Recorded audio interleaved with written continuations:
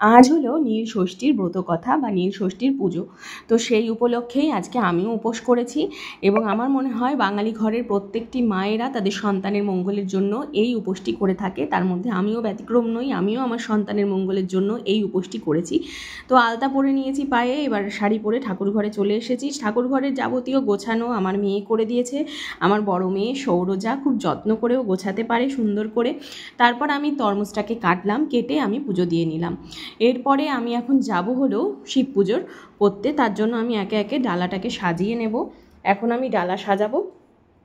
আমি বেশি দূরে পুজো করতে যাইনি, আমি এবার কাছেই গিয়েছিলাম। আমার পাশেই এক কাকিমা থাকেন, সেই কাকিমার বাড়িতে শিব ঠাকুর প্রতিষ্ঠা করা রয়েছে।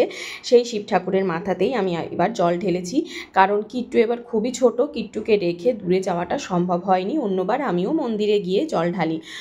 আমার বাড়িতে না শিব ঠাকুরের ফটো আছে, কিন্তু শিবলিঙ্গ নেই। তবে আস্তে আস্তে শিবলিঙ্গ কিনে আমার প্রতিষ্ঠা করার আমারও ইচ্ছা আছে, কিন্তু সম্ভব হয়ে উঠছে না এখন।